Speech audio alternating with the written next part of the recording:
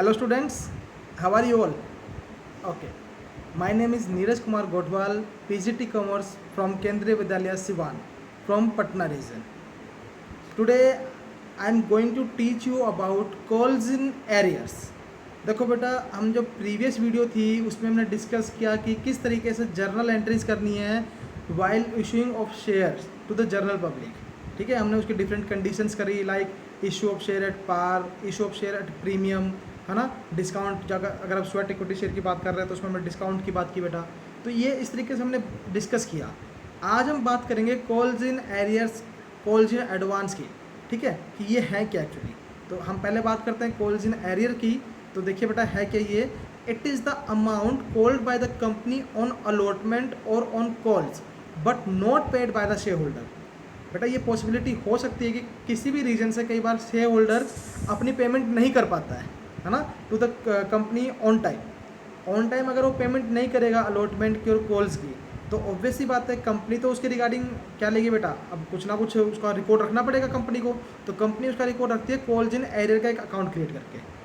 तो बोल रहा है accounting for calls in arrears. तो इसके लिए अकाउंटिंग क्या होगी. तो फर्स्ट मेथड क्या है, when no separate account is maintain for calls in arrears. कि अगर आप सेपरेट अकाउंट मेंटेन नहीं करना चाहते हैं कॉल्स इन एरियर के लिए, तब आपको क्या करना पड़ेगा. व्हेन अलॉटमेंट और call money is received the entry is passed for the actual amount received. तो ऑब्वियसली बात है, अगर आप इसकी एंट्री नहीं करना चाहते हैं कॉल्स इन एरियर्स की, तो in that case you will enter only the amount which you have received, actual amount which you have received on the allotment money और कॉल मनी. ठीक है, the debit balance on the allotment and calls in account represent the calls in arrear account. तो debit जो balance होगा बाकी बचा हुआ, तो वो क्या होगा बेटा, अलॉटमेंट और ऑन द अलॉटमेंट और ऑन द कॉल्स अकाउंट, वो क्या रिप्रेजेंट करेगा बेटा, वो आपका कॉल्स इन एरियर को रिप्रेजेंट कर देगा वहाँ पर. सेकंड मेथड क्या है, when separate account is maintained for calls in arrear account. Calls in arrear account के लिए अगर आप सेपरेट अकाउंट मेंटेन कर रहे हैं, तब क्या होगा, the amount not received on allotment और on calls is debited in the calls in arrear account. तो आपको डेबिटेड करना पड़ेगा कॉल्स इन एरियर अकाउंट के पॉइंट ऑफ व्यू से. यस, तो एंट्री क्या होगी बेटा उसकी, the journal entry will be passed as follow. Bank account debit, जितना पैसा आपको मिला है. फिर calls in arrear account debit, ये वो पैसा होगा जो आपको नहीं मिला, कंपनी को वो पैसा शेयर होल्डर से नहीं मिला. टू शेयर अलॉटमेंट अकाउंट और टू शेयर कॉल्स अकाउंट. अगर अलॉटमेंट का नहीं मिला है तो टू शेयर अलॉटमेंट, कॉल्स का नहीं मिला है टू शेयर कॉल्स. तो इंटरेस्ट की बात करें इसके ऊपर बेटा, हालांकि इंटरेस्ट वाला पॉइंट आपके सिलेबस में नहीं है, जहाँ तक ये पॉइंट है कि सिलेबस में नहीं है ये, पर स्टिल इसको थोड़ा हम समझ लेते हैं कि interest on calls in arrear की बात करते हैं तो कैसे आता है. लेकिन मेरे ख्याल से बेटा अभी सिलेबस में शायद ऐड हो चुका है, तो इसको समझ लेते हैं एक बार. तो बोल रहा है when arrears are received the company charge interest at a given rate not exceeding 10% per annum as per table F of schedule 1 of the companies act 2013. तो कंपनीज एक्ट 2013 के अंदर बेटा एक शेड्यूल 1 है, उसके अंदर टेबल एफ दिया हुआ है. उसके अकॉर्डिंग आपका जो कॉल्स इन एरियर का इंटरेस्ट है that must not be exceeding the 10% per annum. Clear है बेटा. तो entry for receiving the interest on calls in arrears, अब ऑब्वियस सी बात है, अगर आपको पेमेंट नहीं मिल रही है ऑन टाइम, तो आप क्या करेंगे बेटा उस केस में. आप उस केस में करेंगे कि आप जो भी शेयर होल्डर है उससे जब इंटरेस्ट का जितना इंटरेस्ट आप चार्ज करेंगे उसका अमाउंट बीइंग इंटरेस्ट आप लेंगे उससे. तो उसके लिए आप एंट्री करेंगे bank account debit to interest on calls in arrear account. Yes, अगला पॉइंट आएगा बेटा कॉल्स इन एडवांस. तो कॉल्स इन एडवांस की अगर हम बात करें तो इसमें बोल रहा है amount paid by the share holder before the due date और कॉल्स बिकम ड्यू. तो मतलब कई बार ऐसा भी होता है कि जो शेयर होल्डर है वो एडवांस में पेमेंट कर देता है. फर्स्ट कॉल के टाइम पर उसने सेकंड कॉल की पेमेंट कर दी, अलॉटमेंट के टाइम पर उसने फर्स्ट एंड फाइनल कॉल की पेमेंट कर दी. ठीक है, इस तरीके से अगर वो एडवांस में पेमेंट करता है तो उस केस में क्या होगा बेटा, वो समझते हैं इसको. तो बोल रहा है first point is for receiving calls in advance. अगर रिसीव कर रहे हैं कॉल्स इन एडवांस तो आप एंट्री करेंगे bank account debit to calls in advance account. आपको कि पैसा मिला है एडवांस में तो आप बैंक अकाउंट डेबिट करेंगे. किस चीज़ का मिला है, एडवांस का, तो आप करेंगे calls in advance. Entry number B जो है बेटा वो किसके लिए होगी, for adjusting calls in advance. आपको एडजस्ट करना है कि वो पैसा किसके रिगार्डिंग मिला है, तो आपको उसी को फोकस करना है. तो आपको एंट्री करनी पड़ेगी calls in advance account debit to share allotment call थी या शेयर फाइनल कॉल थी या फर्स्ट कॉल थी. बेटा जो भी कॉल का आपको एडवांस मिला है उस कॉल का आप यहाँ पर नाम लिख देंगे.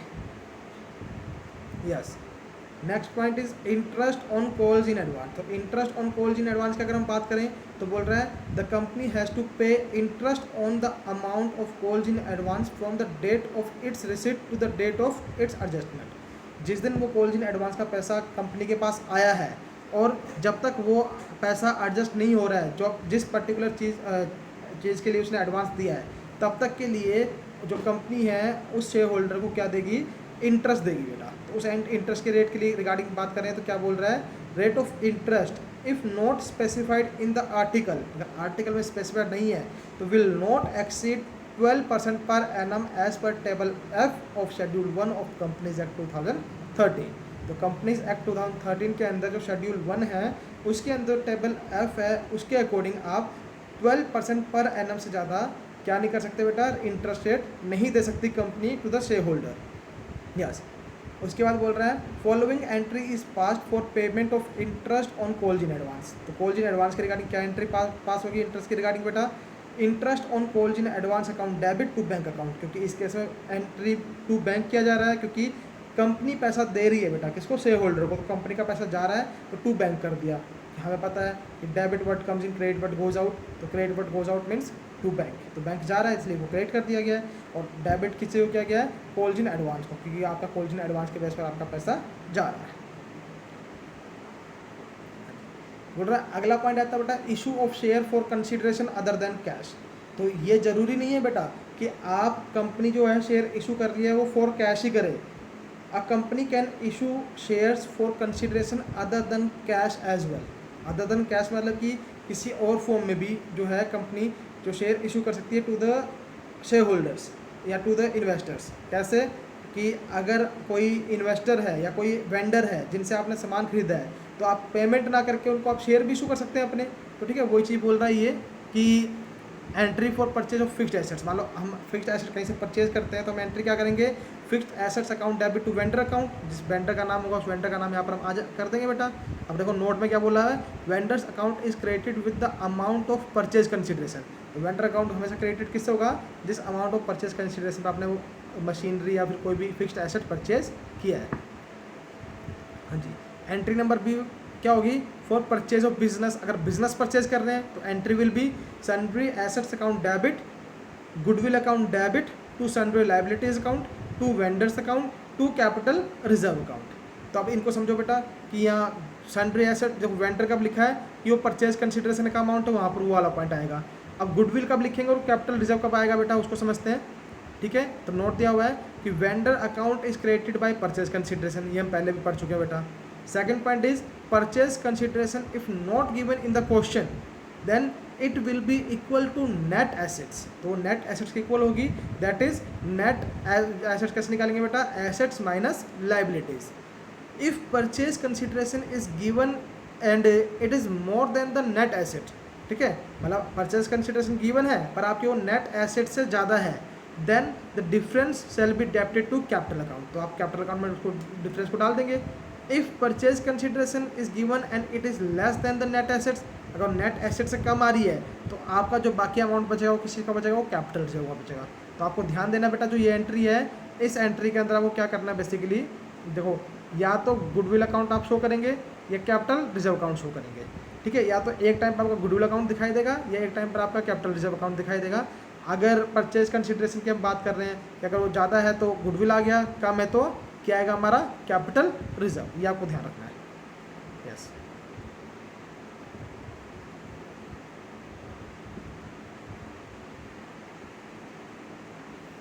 बोल रहे हैं for issue of share to vendor. अगर वेंडर को शेयर इशू करना है तो हमने देखो पहली एंट्री तो परचेज कंसिडरेशन वाली करी, या तो पूरे बिजनेस को परचेज करेंगे या किसी एसेट्स को परचेज करेंगे। तो assets account debit to vendor account, जो हमने एसेट परचेज किया, जब बिजनेस परचेज किया तो हमने बिजनेस परचेज करने की एंट्री करी। अब उस परचेज के अगेंस्ट में आप वेंडर को पैसा ना दे करके, कैश ना दे करके आप शेयर इशू करते हैं तो क्या एंट्री करेंगे। अगर आप पार पे शेयर इशू करते हैं तो एंट्री क्या रहेगी, vendors account debit to share capital account. अगर आप प्रीमियम भी इशू करते हैं तो entry will be vendors account debit to share capital account to security premium account. इस तरीके से आप एंट्री कर देंगे। और इशू ऑफ शेयर डिस्काउंट की बात करें तो it can not be issue as per the companies act 2013। जो कंपनीज एक्ट 2013 है बेटा, वो डिनाई करता है कि आप नॉर्मली जो शेयर्स हैं उसको इशू नहीं कर सकते at discount, only sweat equity share को इशू कर सकते हैं बेटा। यस, अब देखो नोट दिया हुआ इसके अंदर, a working note should be prepared for calculating the number of share to be issued. ये बेटा मेन पॉइंट है। जब भी आप बात करेंगे किस चीज़ की, जब भी आप बात करेंगे बेटा यहाँ पर कि वेंडर को शेयर इशू कर रहे हैं तो आपको नंबर ऑफ शेयर्स खुद से निकालने पड़ेंगे।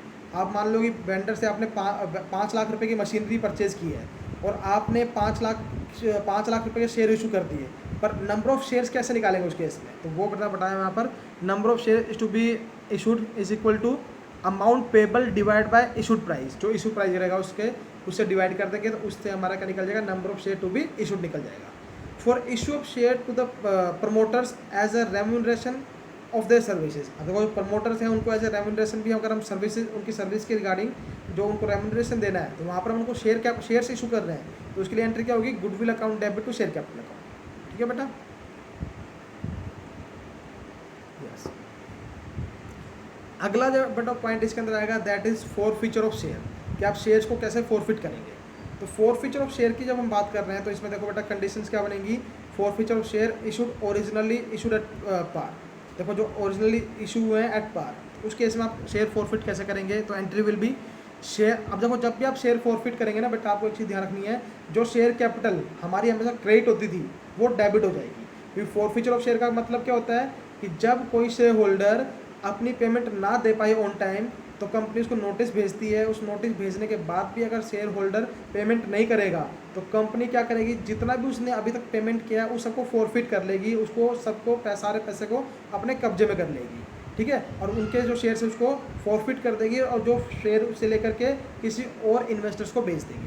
ठीक है, तो उसके लिए देखो एंट्री क्या करेगी, अगर forfeited of share issued originally issued at par है तो शेयर कैपिटल अकाउंट डेबिट, बोल रहा amount called on forfeited share, जितना फॉरफिटेड शेयर पे उसको कॉल किया था वो, टू शेयर अलॉटमेंट अकाउंट कि जो एरियर बना हुआ है अलॉटमेंट पर, टू शेयर फर्स्ट कॉल या सेकंड कॉल जो भी होगी उसका लिख देंगे एरियर्स ऑन कॉल, और टू शेयर फॉरफिटेड। तो शेयर फॉरफिटेड में अमाउंट क्या आएगा, जो अमाउंट आप रिसीव कर चुके हो, लाइक आपने एप्लीकेशन अमाउंट रिसीव कर लिया और उसने अलॉटमेंट मनी नहीं दी, फर्स्ट कॉल मनी नहीं दी, तो जो मनी नहीं देगा तो उनका हमें डायरेक्टली नाम लिखना है, to share allotment, to share first call, to share final call, और जो वो दे चुका है उसका हमें नाम लिखना, उसकी जगह पर हमें लिखना है शेयर फॉरफिटेड, ताकि हमें ये पता चल जाए कि अभी तक उसने इतना अमाउंट जो दिया था वो हमने फॉरफिट कर लिया उसका। यस, अगला पॉइंट है forfeiture of share originally issued at premium. अगर प्रीमियम पे इशू किया और उसको आप फॉरफिट कर रहे हो, उस केस में मैंने आपको पहले ही बताया था बेटा कि सिक्योरिटी प्रीमियम वैसे तो क्रेडिट होता है, लेकिन ओनली फॉरफिचर के टाइम पे अगर सिक्योरिटी प्रीमियम बीच में आता है तो आप उसको भी डेबिट करेंगे। तो entry will be share capital account debit, security premium account debit, दोनों का अमाउंट रहेगा बेटा जितने अमाउंट रहेगा, to share allotment, to share first call या सेकंड कॉल जो भी रहेगा, टू शेयर फॉरफिटेड।